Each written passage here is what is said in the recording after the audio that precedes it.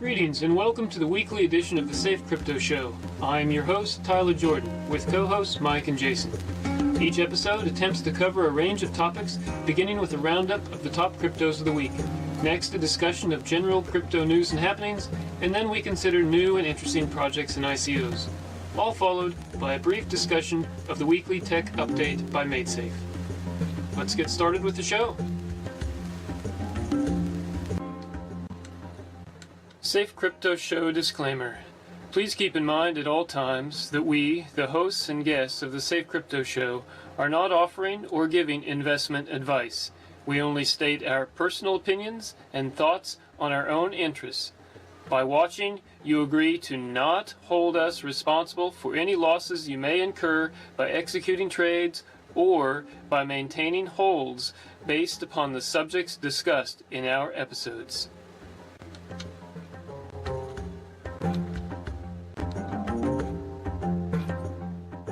Later, when it was down at, I think it was still above $1.20 at that point.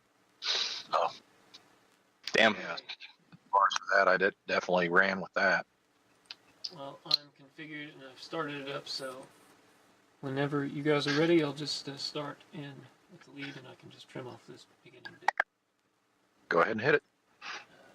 Get to the show notes. It is Thursday, the 11th of January, 2018. Welcome to our second episode of 2018, and Happy New Year again. Today I'm joined by co-hosts Mike and Jason, so let's begin. Welcome, Mike and Jason. Thanks for joining the show today. How's the continual biting cold of the USA? It never ends, man. It never ends.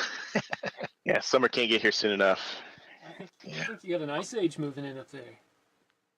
We had one decent day a couple days ago, but aside from that, it's been pretty much the deep freeze, single digits, some more in Kansas. I think we're in for it's Armageddon, man. That's what's happening.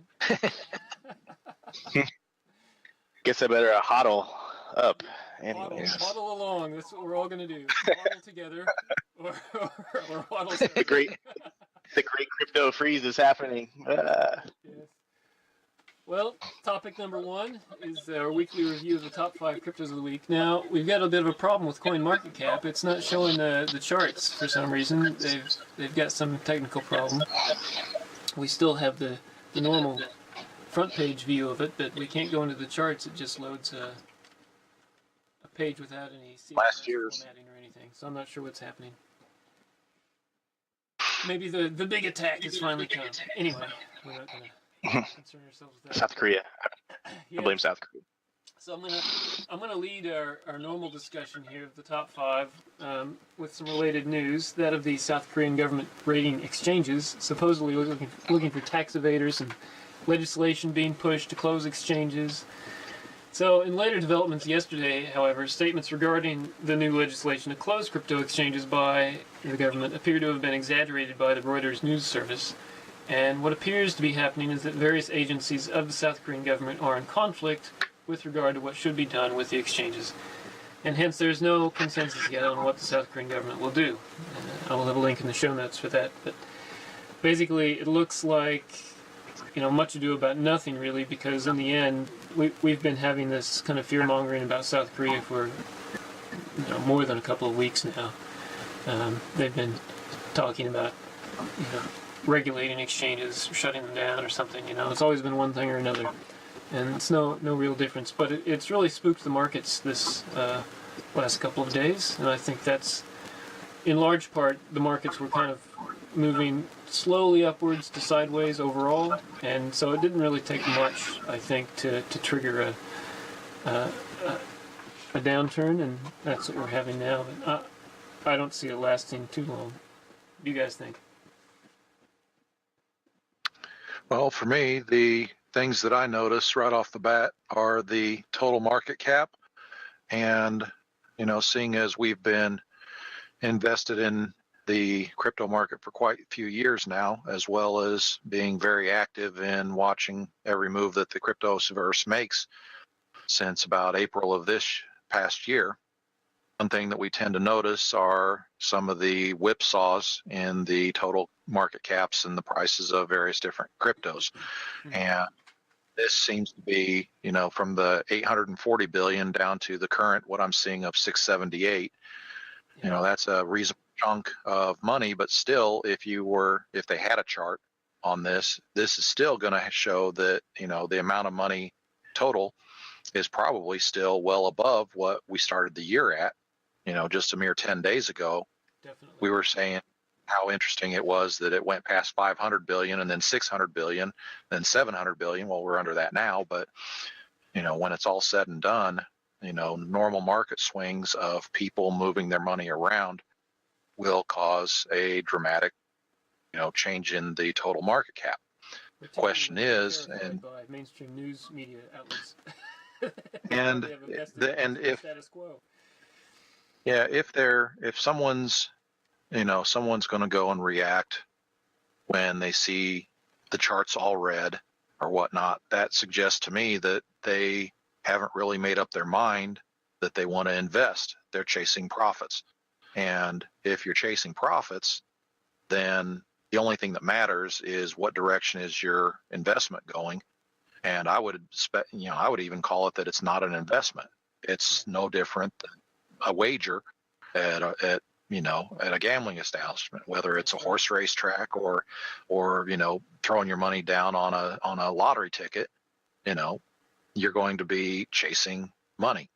Now there's a difference, and I've said this to quite a few different people, that if you're investing, know what it is you're investing in. Learn about it before you put your money in. And if you find a project that you really like, then you're investing in the project and you'll be able to weather the storm, whether your investment is down in value from what you originally started at, or if it happens to go up. Now, the question is are you chasing profits or are you investing in the project?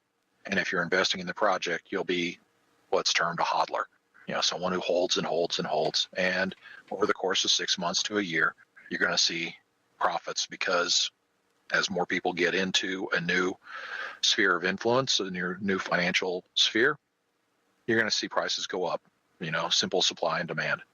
So when I see the market cap down, I'm not sure if it's people actually taking their money out or if it's just a change in the prices as a few big people move their money to someplace else, whether that's into Tether or if it's into cash on an exchange.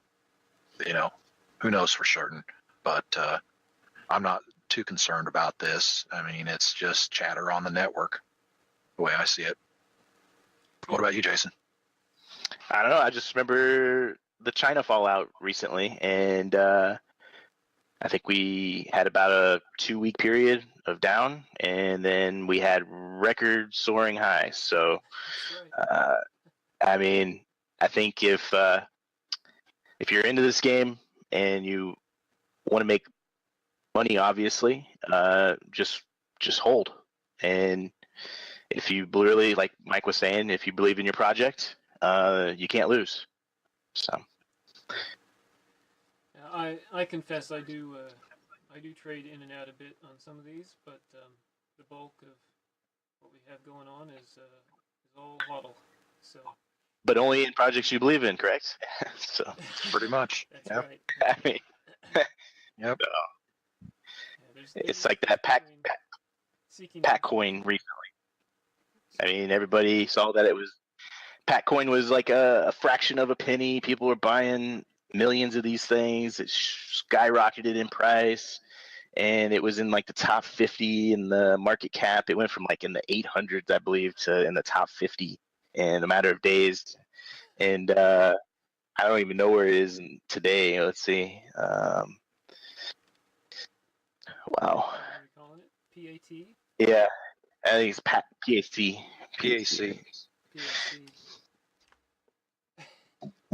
No cryptocurrency match that search criteria. Maybe they've already closed shop. It's gone. I don't know. Oh, I'm showing 108. yeah, 108. Okay. Yeah, 108. 311 million now.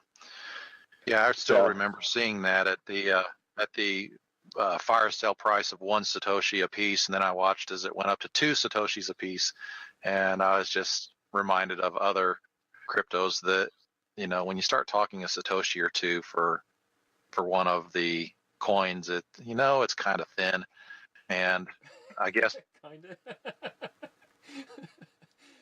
Yep.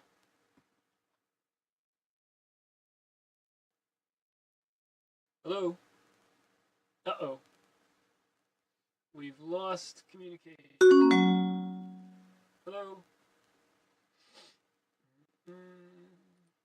Darn it.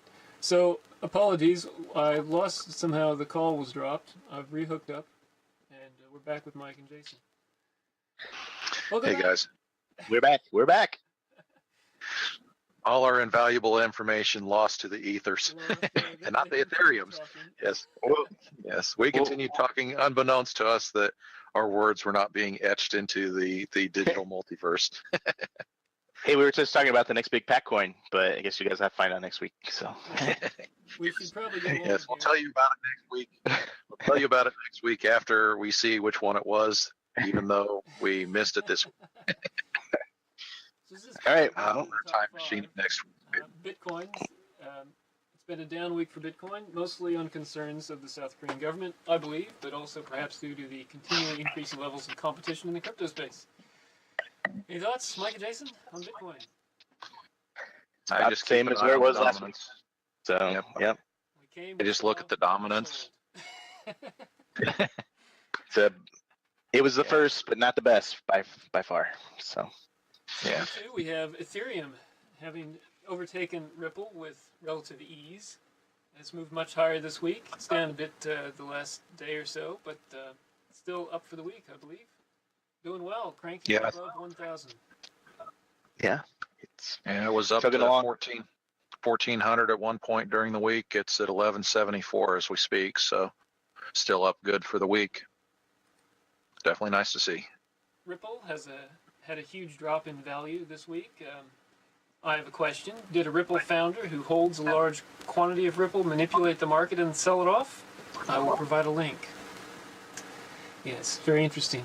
He's also the founder of Stellar, this guy, so he's had a long running sort of feud with the Ripple peeps, and yeah, there is some evidence, circumstantial, that he may have been involved in manipulating the market there. Don't know if it's true, but I will provide an article to Steam it, where somebody's written some interesting details on that. I recommend, if you have any interest in what's going on in Ripple, please read that. So next is Bitcoin Cash. It's up a bit for the week, mostly sideways. I don't have anything to say there. I don't know what's going on with Bitcoin Cash. You guys hear anything? Nope. And last, we got Cardano, which has had some big losses this week. I personally expected this to happen a bit earlier. It seems to be cut and dry profit taking now that the run-up is finished. Mike, how are you feeling Yeah. about Cardano? Were you talking about Well- cutting losses? Well, no, as far as for Cardano, I had a decent sized position in that 2 weeks ago when it hit number 5 and it was on the page. I remained suspiciously silent on that particular week. Last week it was up dramatically higher than where it is now, and the peak was in and around $1.30, which was quite significant. I listened to my co-hosts who have suggested sell some, take your profits, use the Jason mechanism, which was to go and pull, a mechanism that Jason uses when he's out at the casinos, where he pulls his original investment out once he's up a good chunk of money. Well, I decided to go and do that, made a decent chunk on that, and it was coincidental that the timing on their conversation was very, very close to the absolute peak. So, needless to say, the original divestiture of my temporary investment in Cardano was timely, and it's still up above what I originally bought it at by a amount that is significant. It's about 20% up from what I originally bought it at, even as we speak, and it's at 68 cents. Probably a good time to rebuy, $1.30. potentially. So. It depends on what your thoughts are on the project, and considering that the whole market is going sideways and down. If you're Oh, you definitely want to watch the nest market. egg if your nest egg is safe, then I'm just gonna say though, for the people out there on these big down dips, is a perfect time to reinvest in your favorites because they're probably at new lows, not their all-time lows, but new lows for the year for sure. So. Yeah, buying on the dips if you have confidence in the project is definitely a way to go and acquire more. Yep. And I would and just when they go hit, and when they hit the peak, charts. and when they hit their peaks, you got to take some profits. That way, when these dips do happen, you can buy more later on. So, yeah, the main key part is finding some place to go and park your funds that you have confidence that it will remain either stable or trend slightly up, because going and putting it from Cardano's into Bitcoins when both of them are going down, generally it's depressing to watch your balance continually decline. But not that I like to pimp Tether or anything, but that's a pretty solid one to go into if you're not feeling anything at the moment. So yeah, definitely a theoretical safe haven. Yeah, they tend to go and stick fairly close to the dollar. But I've seen it swing dramatically as well, down to about 91 cents on a low and up to about $1.08 on a high. Mm-hmm. So sometimes it doesn't hold very true to that $1 value that they. Still more stable though than the potential altcoin that you might buy into, or you could lose a lot more on a percentage basis if you are in something different though. Yeah, absolutely. Discussion to another show. I think it does merit. For sure. Merit that. It's got some interesting things going on with it, and I've heard there's a lot of rumors about it too. So yeah. We could have a whole show on that. So anyway, let's move on to our news segment for the day, for the week. So first off, we have news that Kodak, once a major corporate figure in the camera and photography space, is doing an ICO to create a blockchain that will facilitate the copyright of online digital images. Link in the show notes. Now, I think this will be a highly successful ICO given the brand name and having a major corporate board behind the project. I also think this is a really huge deal in terms of the ICO market in general, as it will inspire other existing major corporations. Let me be clear though, Kodak isn't a major corporation anymore, but they used to be, and they are a big name. So I think it could inspire existing corporations to take a hard look at the ICO space, and could very well bring in more and more big existing corporate players. So I think this is a really big deal, guys. What do you think about Kodak's announcement? Well, I kind of like the fact that, a well-known name is from the corporate arena is getting involved in a pretty much a direct sense like this, but as far as for the, facilitate the copywriting of online digital images, I have, my friends know that I'm not the biggest fan of the theory that someone is an owner of information. The only time you own the information is when you keep it to yourself. And as soon as you go and put that information out, tell it to another person, post it on a website or any place else, your control of that information is gone from my point of view. And as far as for, the copywriting and stuff, I like the ICO, but as far as for the theory that they're going to go and use it to copyright stuff, I find copyrights, patents, and any concept that you can own information. I think as an ICO, and whether it's going to be successful or not, I think it could do well. And I'm really even more interested in the fact that Kodak's doing this and how that might draw some other big corporate players into the space. Yeah, it'd be interesting to see that aspect. Yeah, I won't be taking part in it though, personally, just for, I don't care. You're not a believer in it, right? No, so. I don't care if it's profitable. Hey, more power to them. But I will say that for that reason, for the copyright reasons, that the news of this token essentially is brought their own personal stock exchange up. Yeah. Right. So 50% kicked their stock price up dramatically. 50% is what I heard. So yeah, that's the last news that I heard is about 50% higher. So it just shows you that even talking crypto can affect make their own stock price go up. So yep, it's definitely newsworthy at the moment. So, secondly, in our news this week, we have a little tidbit from the Next Big Future blog, and that is that ICOs have reached 3.7 billion in 2017. I'm going to open up that chart there. And that's only going to get bigger. So Yeah, it's very interesting. The chart here represents money that's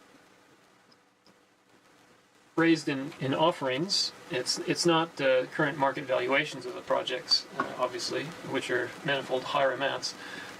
What this tells me is that more and more companies are going to be seeking money through ICOs as opposed to IPOs in the future.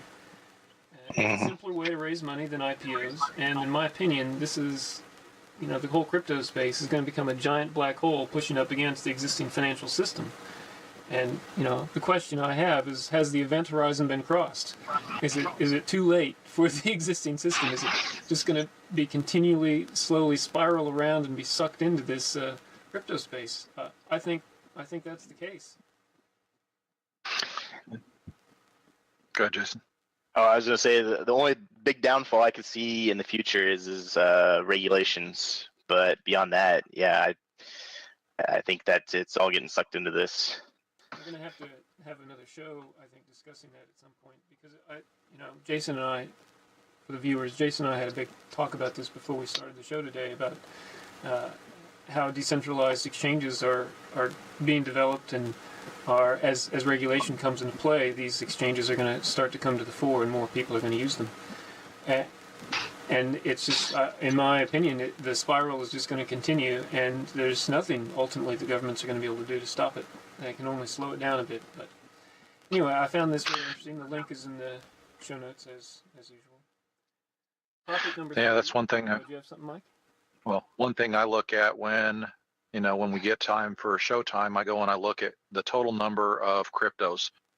And just while we were prepping for the show, I noticed that the number went up by 6. Yeah. Just in the 15 or 20 minutes we were prepping before we actually started the show, and we're up a total of about 30 or actually 20 since last week, and about 35 since 2 weeks ago. And we're up at like 1410 now. And that's the number of different cryptos. I mean, it's getting tougher and tougher and tougher to stay in the top 100. One of the ones that I really like the project is 10X has dropped out of the top 100. It's got $329 million market cap. It doesn't even break the top 100. So I wonder when the Unicorn Club, as Jason has mentioned to me, which is the $1 billion valuation, I kind of wonder when this year, I suspect this year, to get into the top 100, you're going to need to be worth $1 billion. And the only question is when. And that's something that I take a look at when we're prepping for the show, and I thought it was interesting, that we had 6 during the prep and 20 since last week, and 300 at the current moment, $342 million cap to get into the top 100. And the Unicorn Club is 37 now in the Unicorn Club. Wow, 37. And that's with the decrease. Yeah. From 140 billion dollar decrease since last week, and the number of unicorns is increasing. So there's sprouting everywhere, unicorns everywhere. It's not going to be a rare beast anymore. So not quite. We're going to be looking for double and triple unicorns. So when are we getting into the 4 comma club? That's all I need to know. Now we've got quite a few in the 3 comma club, 37 of them. I'm just wondering, okay, how many digits do we need to be able to go and properly ascertain this? The 4 comma club, I think we'll actually could actually see one of those this year too. First, will it even be Bitcoin? Might not be. It'll be made safe. No, maybe not. But yeah, we can always hope it'll be made safe. There's plenty of projects I think that have enough promise to them that I wouldn't be surprised, because that's how good the project is. And I think one of the 3rd generation cryptos probably will be the first $1 trillion one. And if you don't know what the 3rd generation is, perhaps that's for another show. But there's quite a few of them that are getting that moniker now, the 3rd generation cryptos and stuff. And it'll be interesting to see where they go in the next couple months. Indeed. Well, it could be that this the next 4 comma or the first 4 comma one could be the ICO of our next topic here, which is our ICO segment. So today we'd like to let people know about the Telegram ICO. That's in our spotlight this week. A document has appeared. It seems to have been leaked, perhaps on purpose, I don't know, to gain free publicity. And it's a primer for a major ICO for the Telegram network. Telegram is a very popular messaging network and app that has been available for several years. Telegram is the most widely used app for communication in the ICO space. Many, if not most, ICOs list a Telegram chat room for communication. Interestingly, the problem statement given in the primer for Telegram is very telling. It says, and I quote, "Bitcoin has established itself as the digital gold, and Ethereum has proved to be an efficient platform for token crowd sales. However, there is no current standard cryptocurrency used for the regular exchange of value in the daily lives of ordinary people. The blockchain ecosystem needs a decentralized counterpart to everyday money, a truly mass market cryptocurrency." End quote. Now, the key points I'm going to go over of Telegram system, which they're calling the TON, or TON, the Telegram Open Network, are as follows. So, first, TON attempts to implement sharding, which should allow for infinite scalability. Many new third-generation platforms are attempting now to implement sharding or something akin to sharding. So, TON will be in good company here. Number 2, TON will use the proof-of-stake model, not proof-of-work. This will also help better scalability and low energy consumption as compared to proof-of-work. And number 3, TON will implement what they're calling two-dimensional ledgers. Now, this is supposed to allow for blockchain healing. They say in their primer, quote, "New valid blocks can be placed on any blocks that were proven to be incorrect to avoid unnecessary forks. This guarantees that valid transactions will not be discarded due to unrelated errors," end quote. So that's all really interesting. So drawbacks. The only one that's jumped out to me at the moment, which may or may not be a drawback, it depends on your perspective, but that's that the TON network and Telegram's token here is going to be an inflationary currency of about 2% per year. Now, that money that's created is going to be used to support the operation of the network, so it's payment to the stakeholders who run the nodes. So I don't know if that's a good thing or a bad thing. It could be that TON will also not charge any fees as well for doing transactions because they're inflationary like that. So it's maybe not a bad thing. I'm not necessarily against inflationary tokens as long as that inflation rate, is known and understood. And being a cryptocurrency, it's embedded into the code. So it's not necessarily a bad thing as long as everyone knows what they're getting into. Got a link to the PDF primer in the show notes, and I encourage people to take a look. What do you guys think about this? Go ahead, Mike. No, you go. All right. Well, as far as for the first points on there, the sharding and the proof of stake, there's other third generations. Ryblocks comes to mind right off the bat as far as for that, since it's being, touted as a currency to be used for, exchange of value from one person to another. The two-dimensional ledgers, I'm not sure exactly what the semantics of that are and how they interact or how they're different from the way Ryblocks does their ledger system is a little bit different than most of them. Most of the other crypto are out there. Yeah. And as far as for the 2% inflation and whatnot, having inflation built into a system, I don't know, it smacks of central banking to me. And anything that has built-in inflation, I just because it's hardwired into me now, I recoil from built-in inflation. I understand the reasons why they have it there. And if they're going for a feeless transactions, then I can like you said, yeah, I don't know if they have fees and inflation, then those are two flags for me, whether they're yellow flags urging caution, red flags urging avoidance, or black flags meaning no way. that, like you said, that's to be seen, and It I is would going have to to be go feeless, though, because from what I understand, the stakeholders are going to be paid from that pool of money. So if the stakeholders, Yeah. if the people who are running the nodes don't have to be paid from transaction fees, then there shouldn't be fees, right? I mean, that's, but I haven't seen that written, so I don't know. I mean, it could be that their white paper is apparently now floating about. I haven't had a look at that. It's apparently very, very long. Looks like a lot Yeah. of work has gone into this. It should be an interesting ICO for sure. And if it's on one of the main communication networks, it's got essentially what amounts to built-in advertising for it, for that particular coin, where a lot of other ICOs are going to have to figure out a way to get the advertising, get the word out and such. So that's something that, It's big. the size of their existing network and existing, population who already know about it, that definitely helps and could drive prices and, word of mouth on it very, very strongly. So, Well, what I have read is that they are doing about 500,000 downloads of Telegram every day. So that's the existing communication system. And if they're going to be incorporating their wallet, the Telegram wallet, into that system, then that would be basically 500,000 downloads of a wallet every day. I don't know that any coin has anything like that kind of network effect happening. And in particular, if this is going to allow free movement of money, free transact, well, it's not free. That's what the 2% is. It's a hidden tax, except it's not completely hidden. It's just that you don't pay it up front with a fee.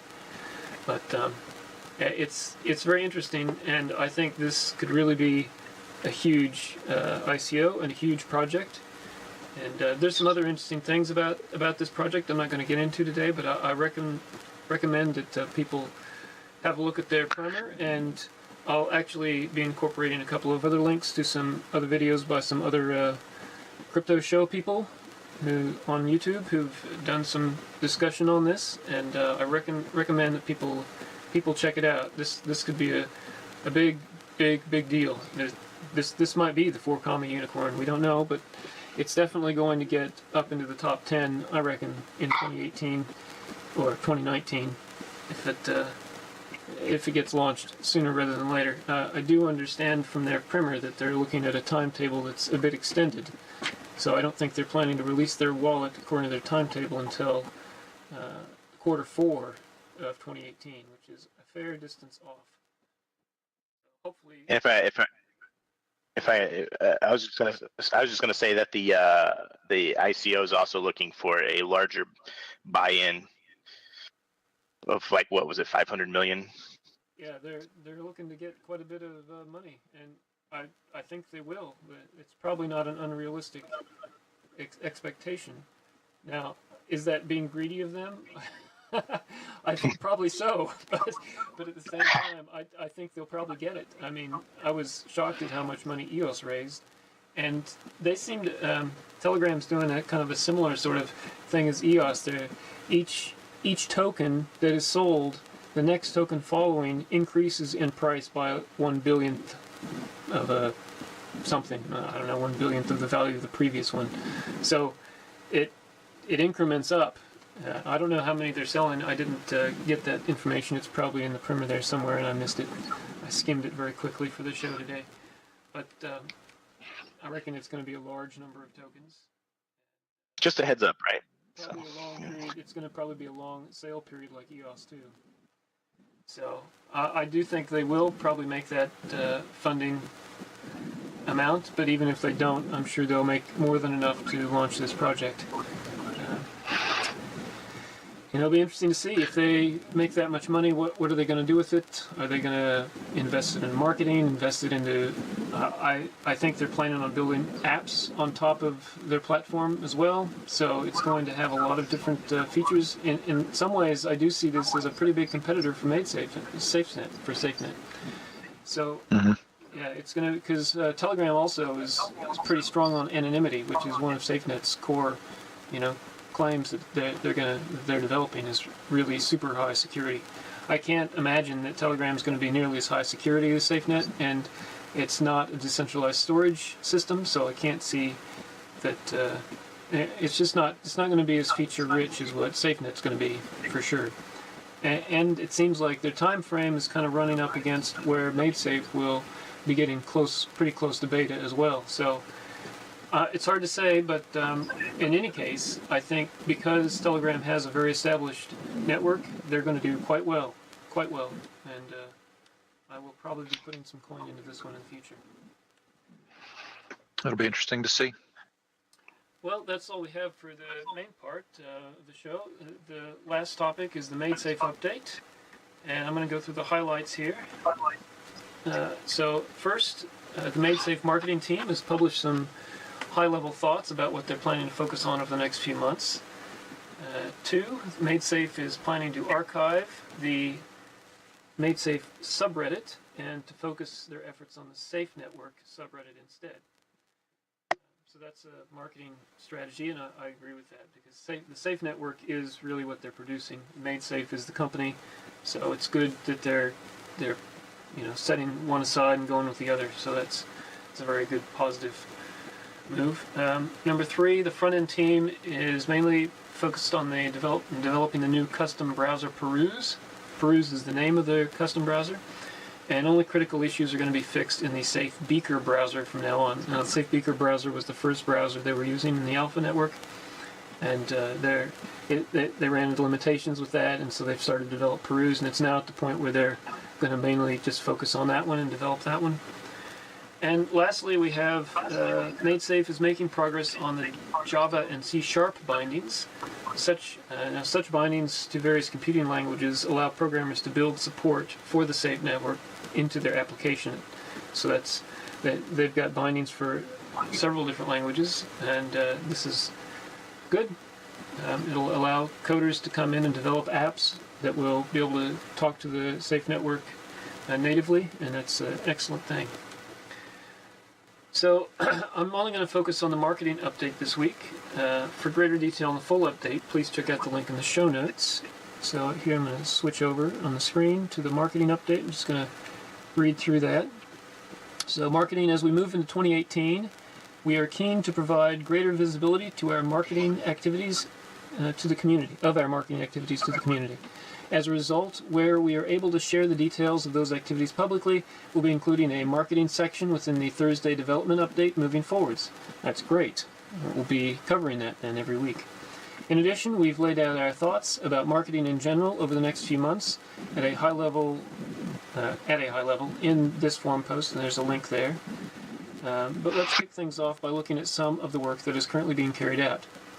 Although we updated the MadeSafe website to support the launch of Alpha 2 in September 2017, we are now looking to change the site more substantially as we move on to the next stage of the project.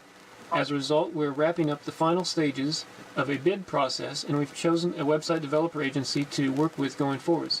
This will be a key focus in Q1 for us, and we'll update you as we make progress. Well, that's also really great news. Their website is good, but it could be better, and it'll be, I think, helpful to have a website that can roll with the punches and market the product well. So that's great news. Next up, whilst the forum continues to grow successfully, almost 6,000 members and 30 new members joining every day, there's an argument that this has been to the detriment of the conversation taking place elsewhere at times. We'd like to focus on Reddit initially for a number of reasons, not least of which is the fact that it's readily accessible and used by a huge number of technology early adopters. We've included more details around our reasoning in this forum post. But, to put it simply, it's a way to introduce newcomers to the Safe Network that is far more available and perhaps less intimidating. We need to focus our collective attention on a single subreddit for the largest impact.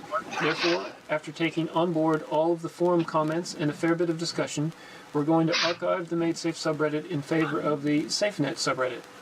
You'll still be able to read the old posts on the MadeSafe subreddit, but it will be closed to new comments. There are good arguments on both sides, but ultimately we believe that the network itself is the message. I agree with that. By the way, the most important thing is that people subscribe as opposed to simply visit to the Safe Network subreddit. We want to do our part to build the Reddit community and discussion significantly, so please join us there. That's awesome. I will be doing so. Speaking of helping newcomers get to grips with the Safe Network, we're also excited to announce that we're in the early stages of developing, quote, the Safe Network Academy, end quote. The Academy will be a series of courses built up over time that are open to all and explain the details of how the network and SafeCoin will function. With the help of members of the community who are keen to get involved, we'll share more details in the coming weeks. Improved resources and explanations that are coming soon will all help to support our plan to expand the availability of MadeSafeCoin across a number of new exchanges in the coming year. And that's great news for us hodlers. Although we know that financial gain is not the primary motivation for many within the community, it's still crucial to ensure that MadeSafeCoin retains its visibility, if only because it is a great way to attract the interest of developers who will help spread the message. Again, we're hoping to have some news to share on this front very soon. It's very exciting. Glad to hear that. Finally, following the successful relaunch of the Community Engagement Program before Christmas, we are also excited to see 4 strong proposals in response to our request for proposals for an animated SafeCoin video. The CEP, it's the Community Engagement Program, allows us to match the diverse skill set of the community with Safe Network projects, and we hope to see it continue to grow in the coming months. It's great to see so many ideas for the next project already on the forum. Tomorrow, we will open a week-long voting poll on the forum for the community to pick their favorite proposal. We look forward to having a community-led SafeCoin video very soon. Alright, so that's all I'm going to cover on the MadeSafe development update today. If you are interested in more, there is quite a few more bits here that are more technical and related to the actual development as opposed to marketing. And I recommend you just follow the link in the show notes if you want to check that out. Any thoughts on that update, Mike, Jason? I like the Academy. Anything that gives you average person more information is a good thing. I've been talking about this for a couple of years now and haven't had a whole lot of information to go and give to normal people who aren't into the technological aspects of the various different cryptos, and having a website that I can forward on to people that they can click on and read should be very, very helpful for them to understand just how world changing this project can actually be. And I mean, we're talking about a whole new internet, and I mean, it's something that is huge beyond words. Yeah. Yep. And I'm glad to see. Anonymous internet. And I'm glad that they're starting to push marketing, which that's what they need to do. So. Yep. Well, definitely cool time. That's all we have today, folks. I'd like to thank both our viewers and my co-hosts for joining me today. We hope that you found the episode informative and helpful. Please subscribe, like, comment, and share a video with others. And tune in next week for another interesting episode. Thanks for joining me, Mike. Have a good one all. You bet. Thanks for having me.